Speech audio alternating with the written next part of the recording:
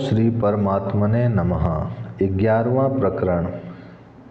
स्वयं को चैतन्य मात्र जानना ही कैवल्य प्राप्ति है। सूत्र 1। भाव और अभाव का विकार स्वभाव से होता है। ऐसा जो निश्चय पूर्वक जानता है वह निर्विकार और कलेश रहित पुरुष सुखपूर्वक ही शांति को उपलब्ध होता है। विज्ञान की सारी खोज जड़ प्रकृति से संबंधित है। वह पदार्थ को ही सत्ता मानता है। पदार्थ की खोज में वह उसके अंतिम तत्व विद्युत तक पहुंचा एवं उसी को समस्त सृष्टि का कारण मानता है। किंतु अध्यात्म इससे भी पार एक चैतन्य तत्व की बात कहता है कि आरंभ में वह चैतन्य तत्व ही था। यह विद्युत जड़ है जो उस चैतन्य की ही शक्ति है।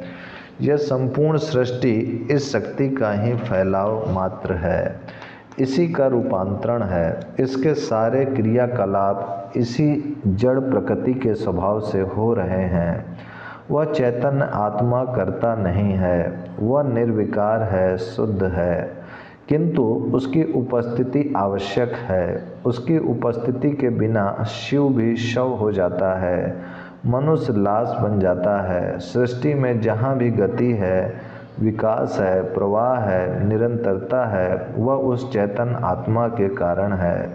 जिस प्रकार चंद्रमा की उपस्थिति मात्र से ही समुद्र में ज्वार भाटा आता है, चुंबक लोहे को अपनी उपस्थिति मात्र से अपनी ओर आकर्षित करता है, उसी प्रकार चेतन सत्ता के कारण ही प्रकृति के कार्य होते हैं, किंतु वह स्वयं करता नहीं है।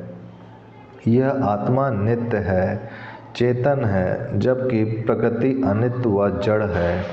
आत्मा निर्विकार है एवं प्रकृति विकारजन्य है। अष्टावक्र कहते हैं कि ये भाव और अभाव के समस्त विकार प्रकृतिजन्य हैं, जो उसके स्वभाव से अपने आप हो रहे हैं। जैसे अग्नि का स्वभाव जलना है, पानी का ठंडा करना है, गुरुत्वाकर्षण का खींचना है, विद्युत का प्रकाश व चुंबकत्व का, इस प्रकार सभी पदार्थ अपने गुण धर्म के अनुसार कार्य करते हैं। बीज से वृक्ष बनने की क्रिया भी प्रकृतिजन्य है। इसी प्रकार सृष्टि के समस्त कार्यों का संचालन प्रकृतिजन्य ही है। उस चैतन्य की मात्र उपस्थिति से ही सब होता है, वह स्वयं करती नहीं है। इस प्रकार जो व्यक्ति आत्मज्ञान को उपलब्ध हो गया, वह अपने को प्रकृतिजन्य समस्त कर्मों से ऊपर चैतन्य आत्मा मानकर निर्विकार और कलेश रहित होकर सुखपूर्वक ही शांति को उपलब्ध होता है। आत्मज्ञान के बाद ही उसे ऐसा निश्चय होता है। इससे पूर्व ऐसा मान लेना भी भ्रांति है। मानने से भ्रम या अज्ञान दूर नहीं होता, जानने से होता है, सिर्फ बोध से होता है। इसके लिए कोई चेष्टा व श्रम आवश्यक नहीं है। सूत्र 2। सबको बनाने वाले ईश्वर हैं, अन्य कोई नहीं है। ऐसा जो निश्चय पूर्वक जानता है वह पुरुष शांत है। उसकी सब आशाएं जड़ से नष्ट हो गई हैं। वह कहीं भी आसक्त नहीं होता। आसक्ति का कारण संसार नहीं है, बल्कि स्वयं की वासना है, तृष्णा है, कामना है, कुछ प्राप्त करने की इच्छा है। स्वयं का यह स्वार्थ ही आसक्ति का कारण है। आसक्ति में दो का होना आवश्यक है। यह शरीर, मकान, स्त्री, पुत्र, संबंधी आदि को हम भिन्न मानते हैं, जिससे आसक्ति होती है। यदि एक ही है तो कौन किससे आसक्ति रखे। इसलिए अष्टावक्र कहते हैं कि इस सृष्टि में कहीं भिन्नता है ही नहीं। वही एक चैतन्य सत्ता विभिन्न रूपों में प्रकट हुई है। अतः यह संपूर्ण ही ईश्वर है। सभी उस एक चैतन्य का ही विकास एवं फैलाव है। इसलिए सबको बनाने वाला वह ईश्वर ही है, दूसरा कोई नहीं है। किंतु जिसे आत्मा का अनुभव हो गया वही ऐसा निश्चय पूर्वक जान सकता है। अज्ञानी को भ्रम बना रहता है। अतः ऐसा निश्चय पूर्वक जानने वाला ज्ञानी ही शांत हो सकता है, जब उसे संपूर्ण सृष्टि में एकत्व का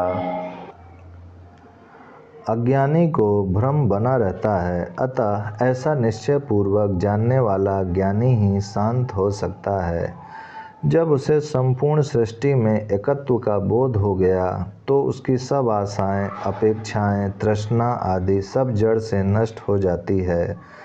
फिर वह कहीं भी आसक्त नहीं होता। ईर्षावास उपनिषद भी कहता है कि इस संसार में जो भी है सब ईश्वर का ही है, इसलिए त्याग पूर्वक इसका भोग कर।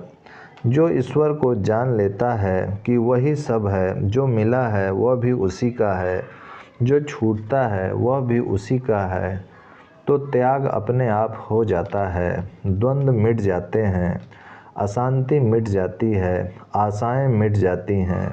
जो मिला है, जो हो रहा है, उसमें व्यक्ति संतुष्ट हो जाता है। फिर आसक्ति का कोई कारण नहीं रहता। ऐसा व्यक्ति ही परम शांति को उपलब्ध होता है। सूत्र 3। विपत्ति और संपत्ति दैव योग से ही समय पर आती हैं। ऐसा निश्चय वाला पुरुष सदा संतुष्ट, स्वस्थ इंद्रिय हुआ, न कोई कामना करता है, न शोक करता है।